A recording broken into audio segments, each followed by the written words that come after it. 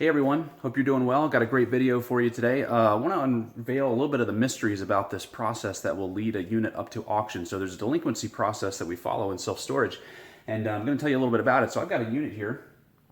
This person has not paid me in, I don't know, 5, maybe, let's see, no, 6 days, 10 days, whatever. Anyway, they haven't paid me, and all I know is that I'm upset, obviously, and so I figured what we would do is we would cut the lock. Already got it off, got the door open, and we're going to check out and see what they have. See if they have some good stuff. It looks good to me. And then once we find out what they have, we've got a lot of options. We can trash it. We can put it on eBay. In fact, I've got a little Etsy page, that I set up with some cool stuff that we can sell and make a little extra money. So, I mean, they haven't paid me, so why not? So let's take a look. So actually, there's only one problem with what I just said. In fact, actually, maybe there's 2 problems. Number 1, it's not ethical, and number 2, it's not even legal. So, and the reason I kind of went through that little scenario is that I do a lot of site visits at various properties that I've looked at buying, and I'll have little discussions with the site managers or with the owners, and you'll hear kind of these types of things get mentioned, and that's kind of a no-no. There's actually a process you're supposed to follow per state. I'll get into that in a second, but I've heard things like, oh yeah, the previous owner here, whenever somebody got behind, 10, 15 days, they just cracked the thing open and they had a little antique shop in town, and, they would just get some inventory out of the unit and just put it down in the antique shop for sale. Great Scott. Yeah, you said it, Doc. So anyhow, I want to shed some light on this subject because I think we really need to raise the bar of professionalism in this industry, and I think this is one of those areas when processes are not followed, they're not done right, it just puts a real shady slant on the whole industry, and rightly so.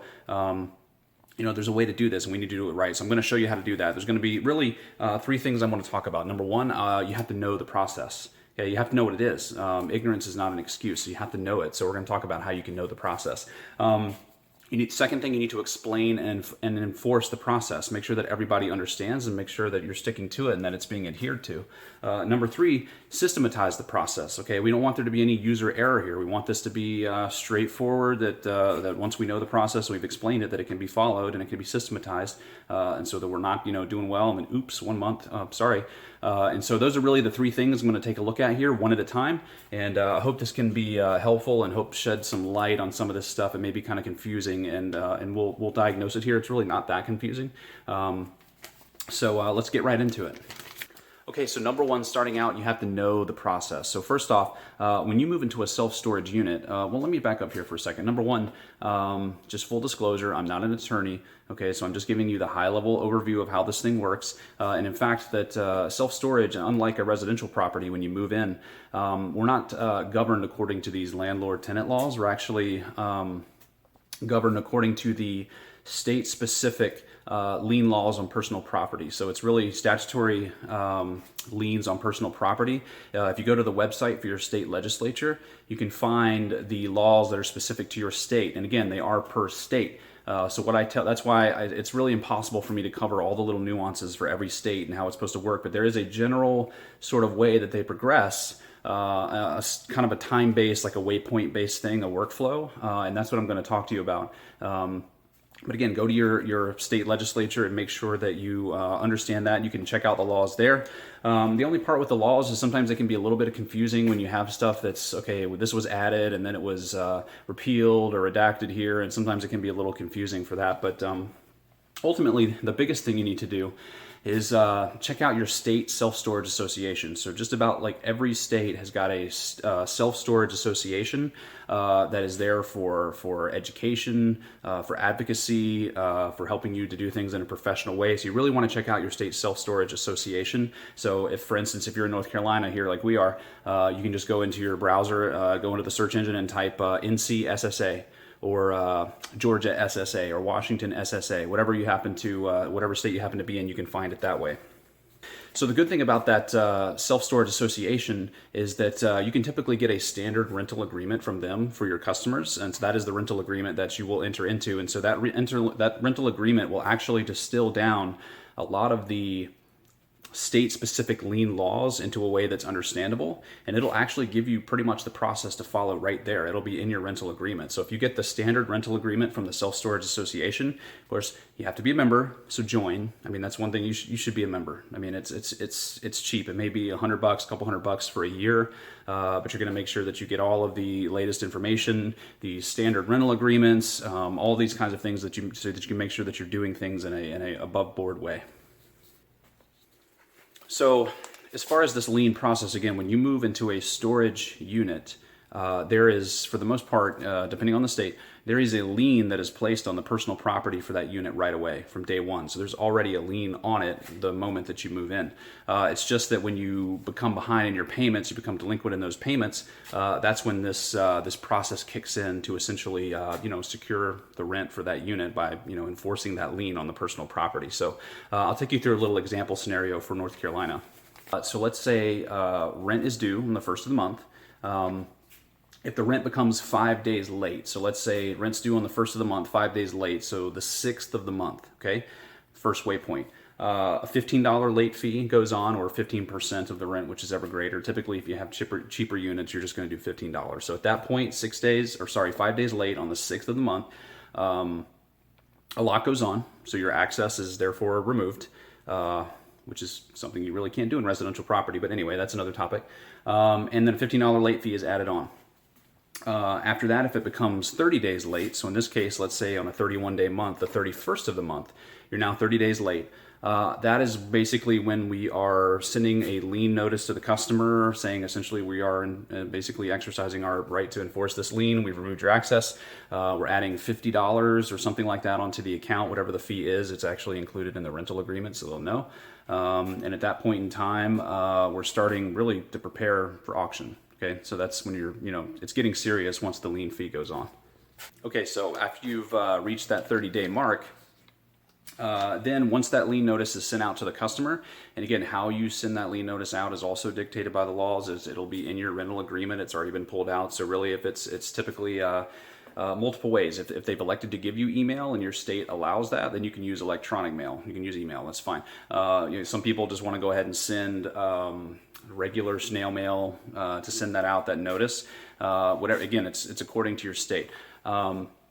So once that happens, you need to wait for 10 days. That's North Carolina. It could be different for other places. So you give 10 days, essentially a chance for the customer to respond back in writing to contest the fact that unit is in lien. So basically, you do nothing for 10 days. You need to wait and see if anybody comes in and responds and contests it. 99% of the time, nobody does, right? So after that, that's when you're going to send the notice of sale. Okay, so notice of sale is basically saying, hey, we've scheduled an auction. Here's the date. Here's your balance, all these things, and essentially your goods are going to be sold at public sale. That notice is also sent to the customer. It could be in whatever manner is dictated by your state. So typically you do certified mail, something like that, just to make sure that the person got it. You can get a return receipt, that kind of thing. And after that happens, you need to wait at least 20 days. And so that means that if I send someone a letter and say, hey, look, the auction's going to be XYZ date, that date needs to be at least 20 days from the time that you mailed it, right? And so can't be 17, can't be 16. It's got to be 20.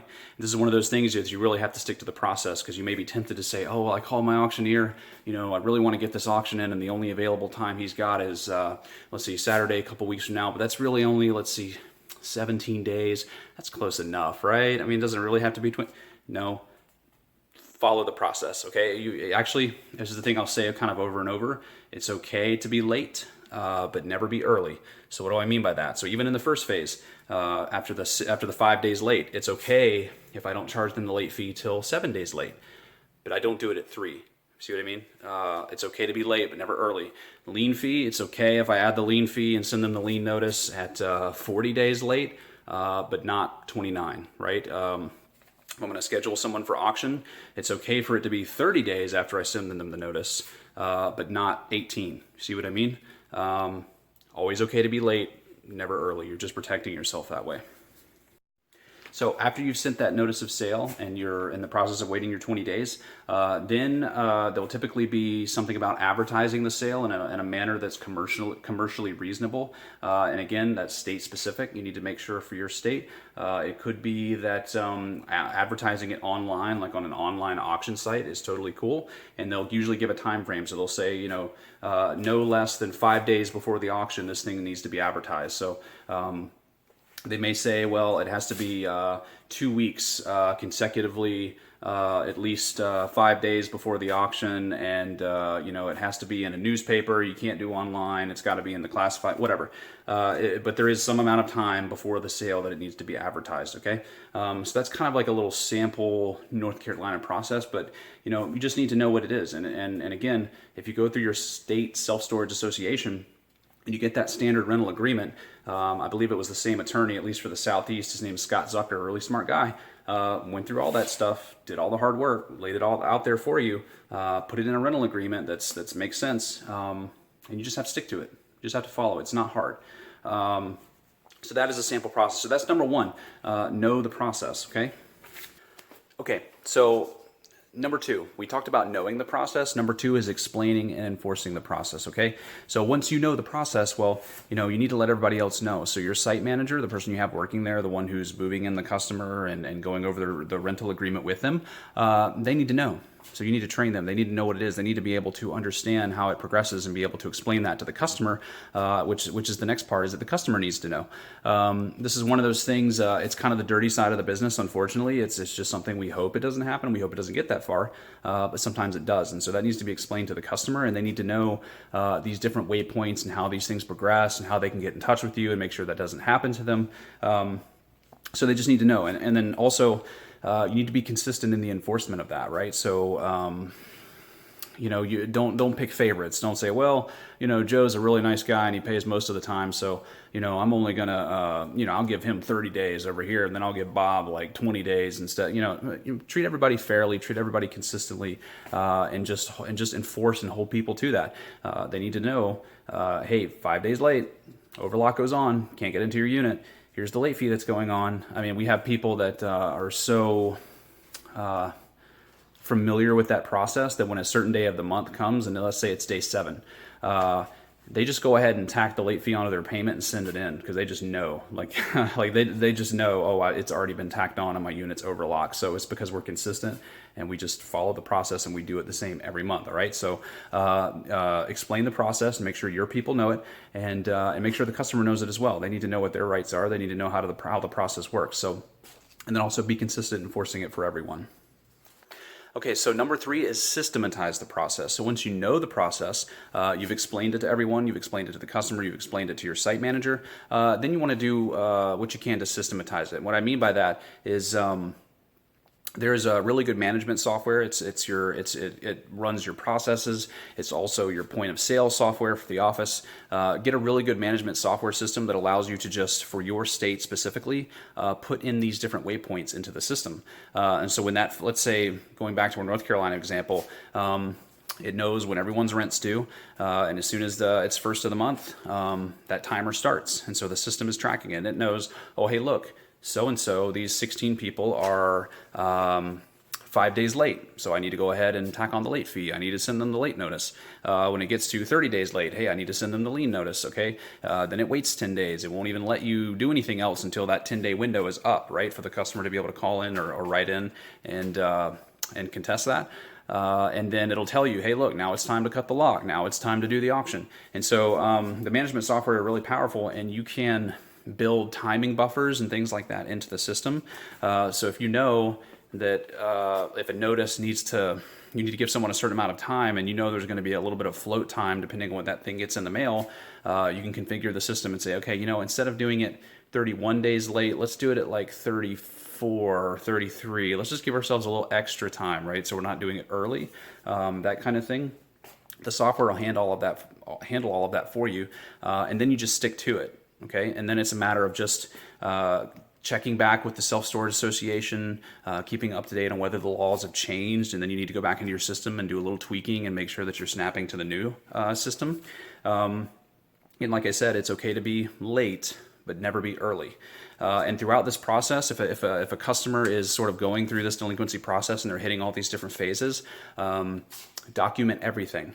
I mean it, like document any type of interaction that you have with them. So they come in and they came in one day on a Saturday and said, hey, here's half now, and I'm going to be back in on this day. Oh, great. What day is that? What date? What time is it? Okay, put a note in the system. So-and-so came in, said that he would be in on this date. Every touch point we have with the customer, we document anything. I don't care. Hey, look, so-and-so sent me a text on this day. I'm going to put it in the system. And so that's serving as your paper trail. It's serving as all of these little waypoints are being hit. You can open the system back up and give months worth of logs of, oh, I talked to the customer this time, this time, this time. I called them 4 times. I hit their cell phone. The message box was full. Tried to text them. That didn't work. The letters to their house bounced back. You're keeping track of all of this so that you're covering yourself, and you have a way to prove and say, hey, look, man, I followed the process. And then it doesn't become like, oh, well, he said, no, she said, and all these details, and it gets lost. So just to review everything, number 1, you need to know the process. Okay, ignorance is not an excuse. You say, well, I auctioned them and I didn't know. Well, sorry, but that doesn't help the person that you auction their stuff off of after 5 days, right? So you need to know the process. You need to explain and enforce that process. Make sure that everyone understands it. Your site manager understands it. The customer understands it. Everybody's on the same page. Everything's transparent. Everybody knows how it works. Okay, it's going to save you a lot of trouble down the road. And number 3, you need to systematize that, right? So get it into your management software. Don't rely on, oh, let's see, when was that again? When did I send that? Did I wait enough days? Like on your whiteboard or like index cards. Get management software. Make sure that's all being tracked for you. Okay. So those are 3 things. Again, I think the idea here is that you may think that this is a well understood thing, but I've talked with enough storage owners doing site visits and potentially buying their property. I've heard all kinds of stuff that you're like, that's just not quite right. And it's again, I know I cannot go over the nuances of everything here. I gave you a lot of information. It's state specific, but bottom line is, if you can get involved with your self-storage association, join them, get a hold of their rental agreement. It's going to help you a lot. And also there's a resource that you can use. It's called the Self-Storage Legal Network, or SSL. And you can actually, it's kind of like a legal hotline specifically for self-storage. I'll put the links to all these things to the SSA and the Self-Storage Legal Network down in the description so that you'll have it. But you can call them up and say, hey, look, I got this question, not quite sure what to do. Oh, I'm in this state. And you'll have a couple attorneys there for a very reasonable price that'll just get back with you and answer your questions. And so there's always resources out there that you can use to make sure that you're doing everything the right way. You don't have to know everything, just know who knows, right? So I hope that was helpful to you. And another video from the self-storage guy. If you want to hear more on this topic and get a little more in detail or have some questions, just put them down in the comments. Again, this is a part of the Self-Storage 101 playlist. So I'm going to continue adding to that. And this is just an example of just these kind of 101 operational type things that you need to know to be in this business. So you guys take care. If you like what you've seen, subscribe, click the notification button so you get the videos, and I'll just keep bringing you more content. So just a little behind the scenes footage here, in case some of you were just really feeling sorry for this person. This is actually my unit, okay? So I didn't cut anybody's lock off. I'm not going through their stuff. It was just to illustrate a purpose. Sometimes we have to do it, but this is actually my unit, and I know there's a lot of stuff in it, but don't judge me. See you guys soon.